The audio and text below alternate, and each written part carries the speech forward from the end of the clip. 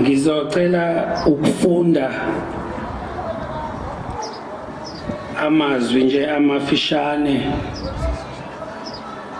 alotshwa uJohn Dube, uDr John Dube, ulanga libalele owayengumakhelwane kaMqambi wendlela. Ngicela ukuwafunda bangcwele njengoba enjalo kwakushumayela yena umqambi wendlela. Ngicabange ukuthi namhlanje ngiyiphathe lencwadi kaJohn Dube wayishicilela ke ubabamkhulu engasekho ngo-1935. Ngizocela amazwi lawa ukuwafunda njengoba ubabamkhulu ayiwashilo.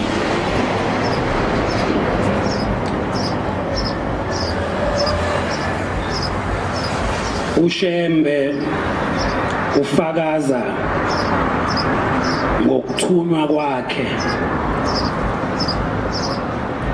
emzini wakhe obizwa ngokuthi iseBethlehem, Juda, ngeSabatha lomhla ka-5 kuMeyi 1932. Intshumayelo ke le eyayishunyayelwa ubabamkhulu ngizoyifunda njengoba ulanga libalele ayibhala. Othunyiweyo ngokuthanda kukaNkulunkulu kunguyikho ayicha okulungile. Othunyiweyo ngokuthanda kaNkulunkulu kungeyikho okwabantu. Lokhu sifanele ukubhekisisa ngokujwayela. Cela ungifundele incwadi yamaHebheru 5 verse 14. Usayibheka, sifanele ukubabhekisisa singaze silahle isipho esisithunyelwe ngoNkulunkulu. AmaHebheru 5 verse 14.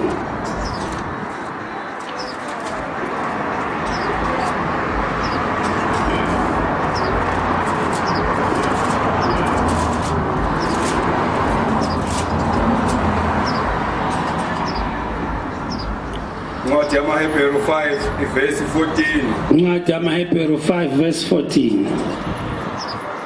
Kepha ukudla okuqinileyo. Kepha ukudla okuqinileyo okwabakhulile.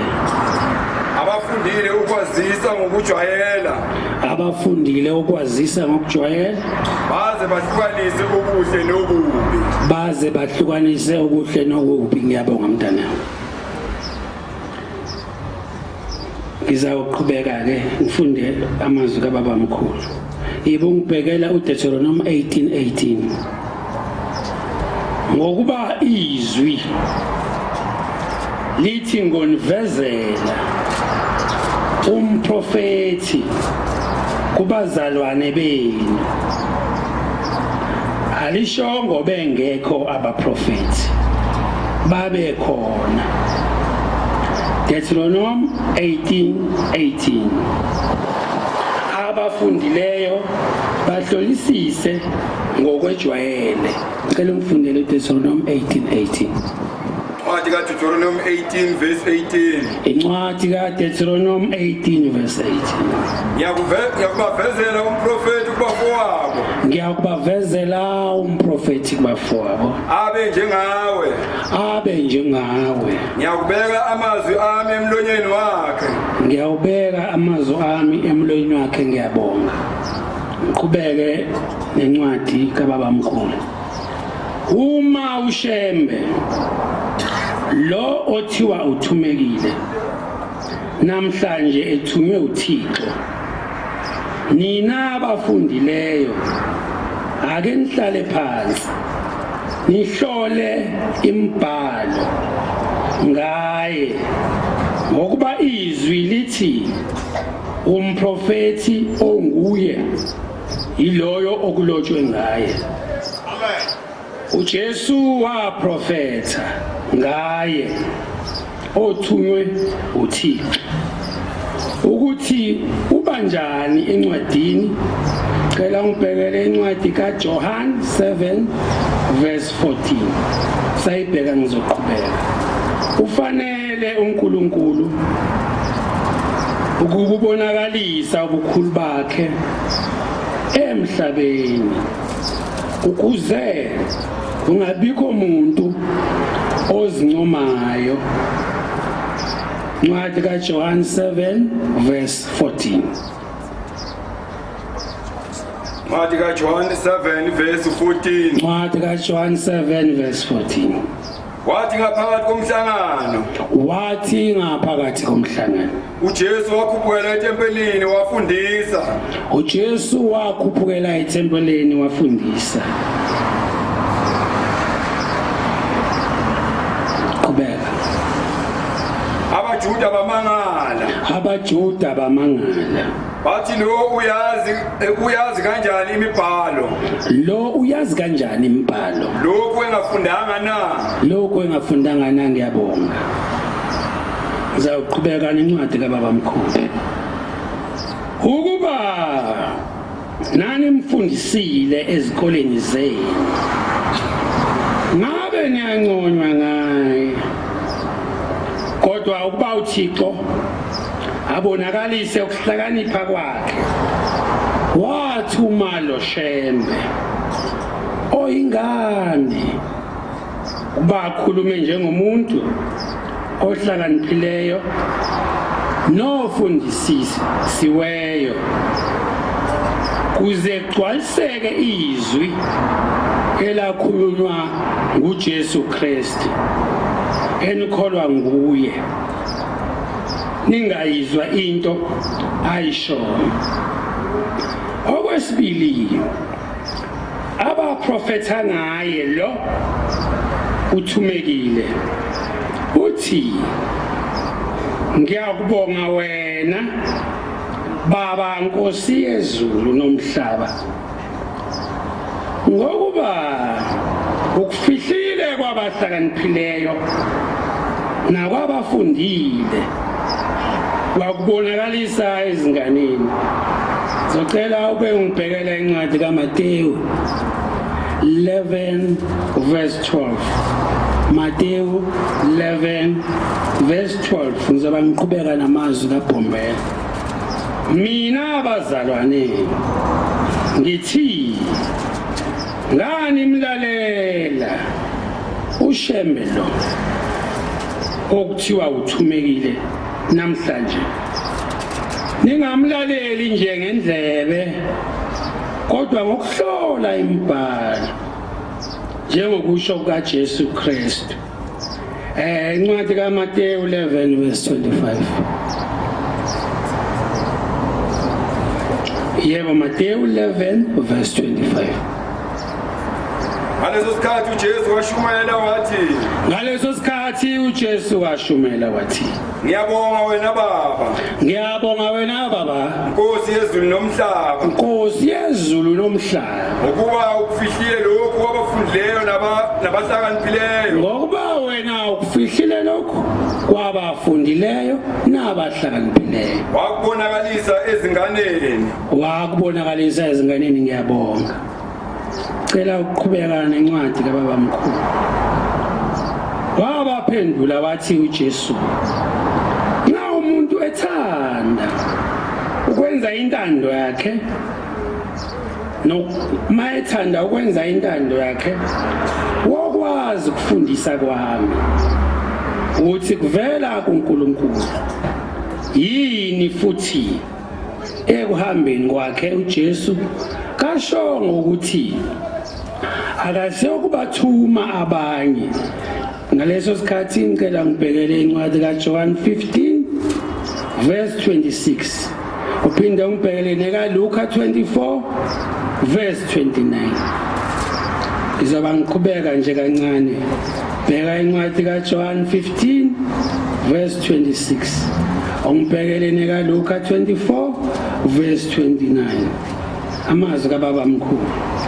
Asimangali ngoshembe lo othunyiwe namhla ngokuba imibhalo iyafakaza ngaye. Yikho lokhu ngithi nina abafundileyo hlolani imibhalo. John 15 verse 26.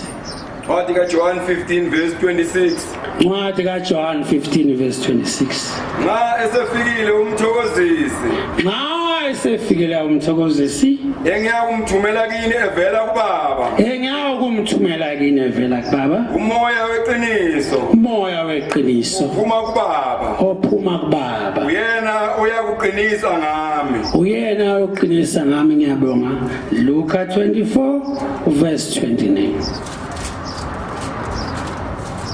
Asimangali ngoshembe lo osethunywe namhla ngokuba imibhalo iyafakaza ngaye. Ingakho lokhu ngithi nina abafundileyo hlolani imibhalo. Luka 24 verse 29. Ncwadi kaLuka 24 verse 29. Ncwadi kaLuka 24 verse 29. Bamncenga bathi akuhlale nathi. Awuhlale nathi. Sekuzakuhlwa. Sekuzawukuhlwa. Kusentambama. Wangena wahlala nabo. Wathi ehlezi nabo ekudleni. Wathabatha isinkwa. Wabonga. Wasihlephula wabanika. Amehlo abo avuleka. Bamazi. Wanyamalala kubo. Ngiyabonga. Ngicela ungivulele uJohn 5. Asimangali ngoshembe lo osethunywe namhla ngokuba imibhalo iyafakaza ngaye. Yikho lokhu ngithi nina abafundileyo hlolani imibhalo. John 5. John 5 nje qaleni. Emva kwalokho kukhona umhlangano wabaJuda. Emva kwalokho kwakunomhlangano wabaJuda. uJesu wakhuphukela eJerusalema. Wakukhona eJerusalema ngasesangweni lezimvu. Ngakhona eJerusalema ngasesangweni lezimvu. Ichibi elithiwa ngokwamaHebheru. Ichibi ekuthiwa ngolamaHebheru. iBethesda. Ineminyango emihlanu. Kwakulele kuyo abaningi kakhulu abagulayo. Izimpumputhe. Nezinyonga. Nabashwabeneyo. Kwakukhona umuntu wayegule iminyaka ama-38. Kwakukhona umuntu wayesegule iminyaka. uJesu wabona lo muntu elele. Wazi ukubuka wayesenjalo isikhathi eside. Wathi kuye, uyathanda ukuphiliswa na? Ugulayo waphendula wathi kuye, Nkosi, anginamuntu okungifaka echibini. Uma amanzi ezanyazanyiswa. Lapho ngizayokwehla omunye phambili kwami. uJesu wathi kuye, suka, uthabathe umbhede wakho uhambe. Wayesephila lo muntu. Ngiyabonga. Asiqhubeke namazwi kaBaba mkhulu. Lisaqinisa nakunina leli lizwi lasendulo lokuthi izwi lakhe aninalo. Lokhu ningakholwa uye omthumileyo. Hlolani imibhalo ngoba ukudla nokuphila kuphakade kuvunywa ngembhalo. Wathi uyobutha. Wathi abakholwayo imisebenzi yakhe boyenza nemkhulu kunale emkhulu imisebenzi seyenziwe ngegama likaNkulunkulu obaba bethu ngaye lo shembe esinaye namhlanje. John 14 verse 10 to 13. Ngizoba ngiqhubeka namazwi kababa mkhulu. Ubufakazi John 14 verse 10 to 13. Ubufakazi babonakala ngentombazana yakwangema empangeni phesheya kwenseleni eyayilunywe ihobosha emunweni ka7 ukukhomba esandleni sokuphonsa bayiletha kuye sebekhala bethi izawufa. Wathi ngegama likaJehova uNkulunkulu ubaba bethu ngeke ife nempela kayifanga ngokuba amandla sesawanikwa ngegama likaJesu Kristu obekhona izolo ukuthi ubuhlungu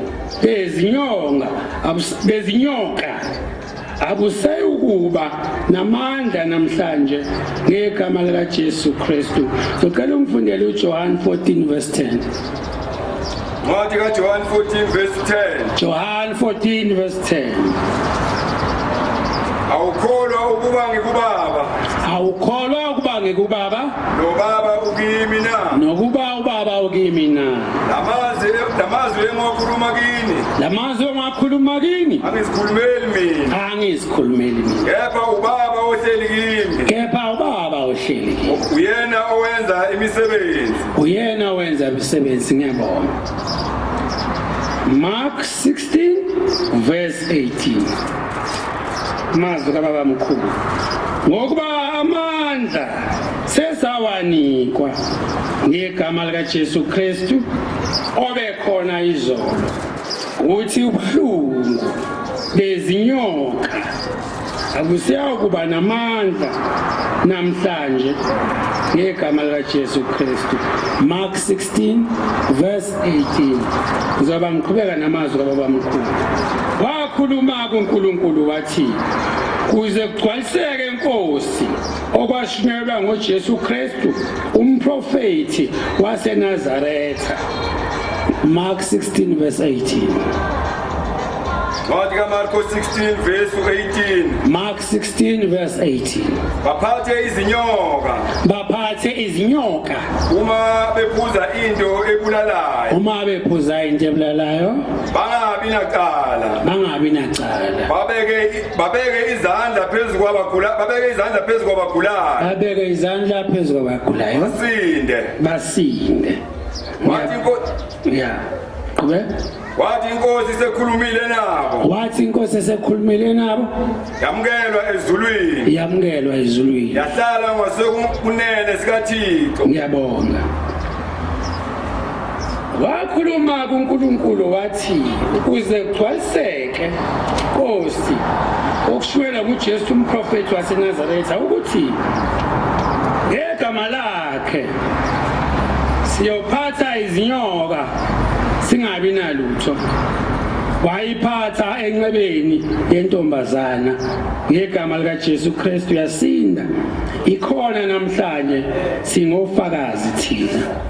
Yekeni leli lizwi lokuthi kuyovela abaprofeti bamanga abaningi. Yebo bayakuvela kodwa bahloleni ngemibhalo. Nazo-ke izangoma ziyokuhlola abaprofeti bamanga lezi ezilotshiwe kule ncwadi. Uma ungena kuziqonda khuza umlomo wakho uvale ngaze uphuthise amazwi kaThixo athunyelwe ushembe ezandleni zabantu. Ungena kuqonda cela ngibhekele uJobe 38. Ungena kuqonda ukhuze umlomo wakho uchilizwe. Jobe 38. Ungena kuqonda ukhuza umlomo wakho uchilizwe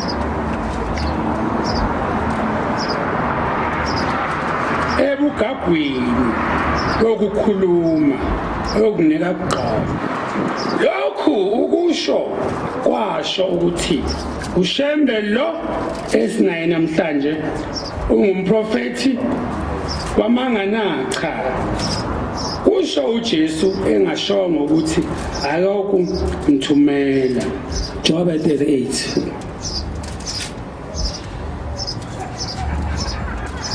Usamfuna ngizoba ngiqhubeka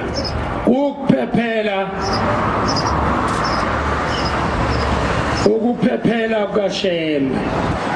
Izombe zokukhumbula kukaShembe isikhonzi senhlupheko ayekhunjulwa nguNkulunkulu ngazo uma ekhala kuye ekuhluphekeni kwakhe.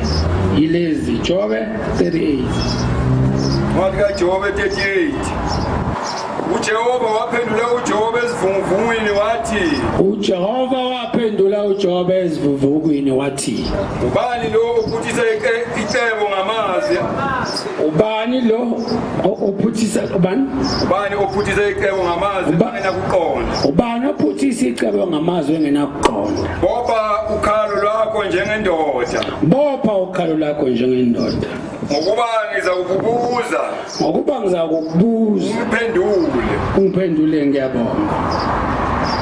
Zawucela ukufunda ke sengivala kule ntshumayelo kaBaba mkhulu.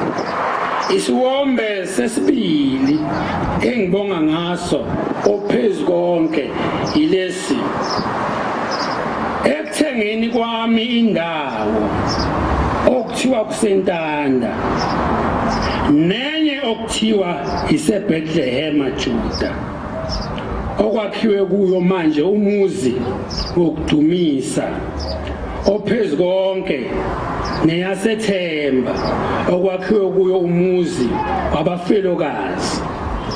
Khathi sengibanikile abezizwe imali, baphinda futhi bahlubuka imali bayihlehlisa emva, bathi leli lizwe safunga ngalo sathi akuyophinde kwakhe umuntu omnyama kulo izinsuku zonke zokuba khona kwelanga. Ngakhohlwa icebo engingalenza, ngakhumbula kancane ngenhliziyo ukuthi uJehova uyindlela neqiniso kimi. Ngiyawukuya kuye angicabele indlela yokuya kwabezizwe kuba kube khona ukuvunyelwa.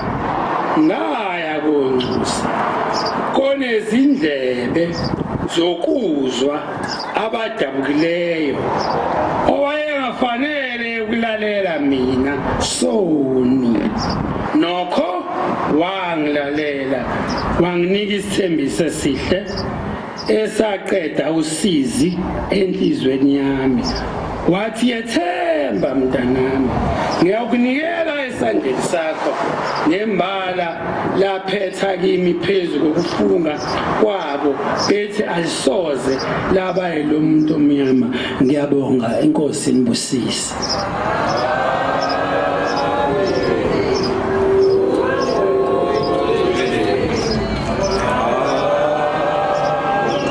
Amazwi ke ebengwafunda entshumayelo kaBaba mkhulu ayilotshwe baba uJohn Dube olangalibalele, ngiwafunde njengoba enjalo. Ngicela ungawaphazamisi, ngicela Inkosi ibusise ukuphakama kwenhlangano.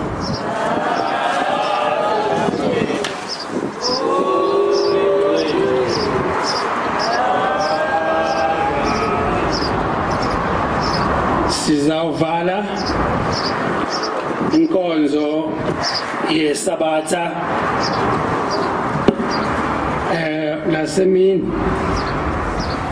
ngesihlabelelo sekhulu namashumi amane. 1 2 Baba ngokuphephisa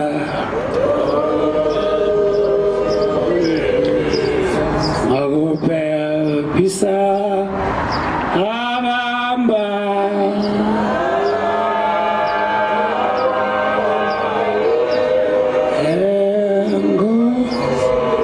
engozini bayaphunyuzwa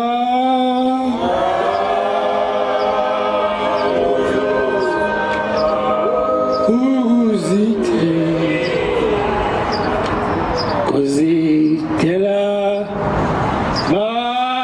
balithande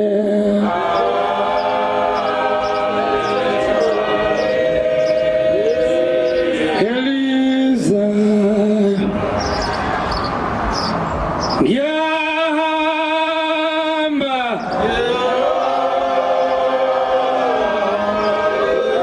kukaba dele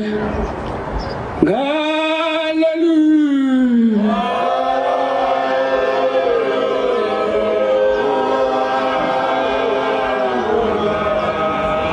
ambola miyelula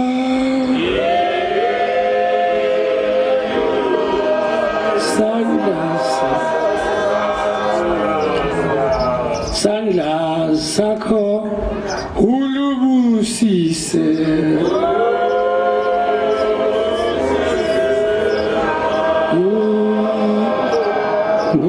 bulan gasifingo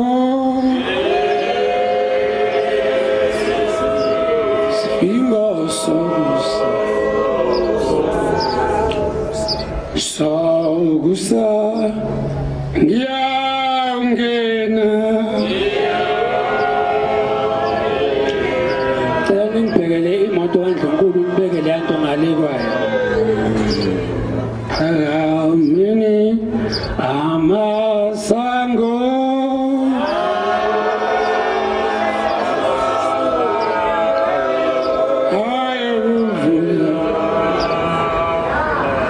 yakuvula ngokungena ngiyahamba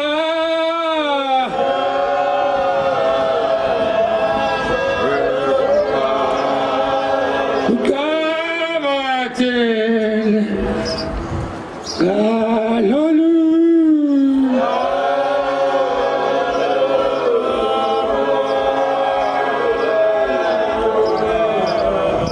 hambo lami yelula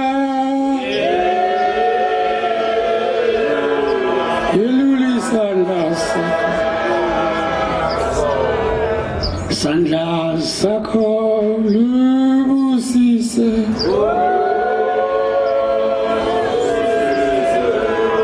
uhambo lami ngohlabelela hlabelela ngentokozo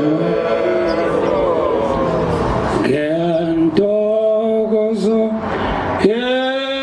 emzini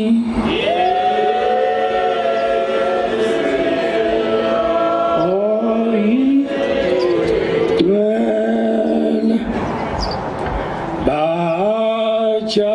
bajabule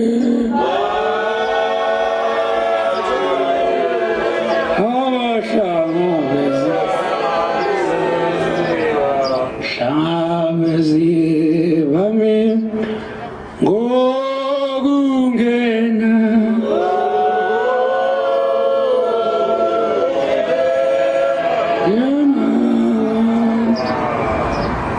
ngiyahamba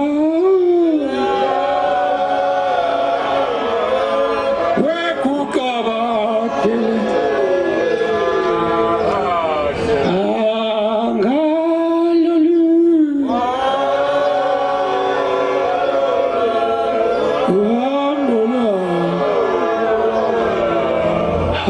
hambolwa miyelula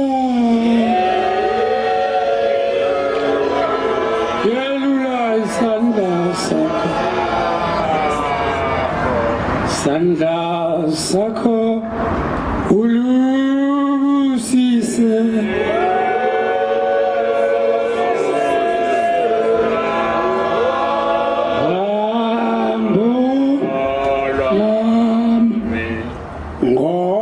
ngomsinela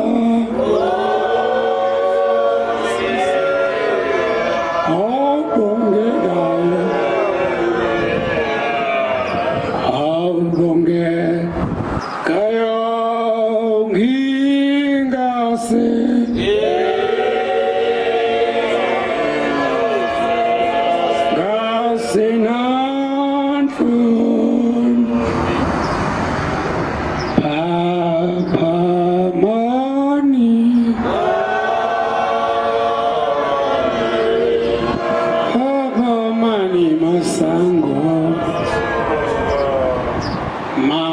Masango Papa Mani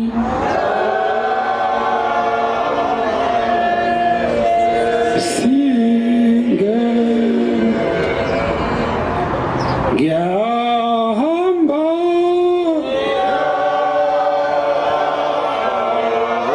Wekukabatele Batele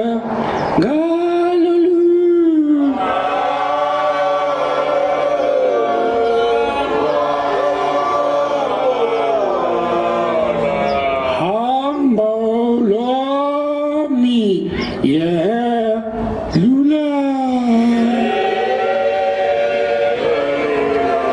Lula is Sanga Sako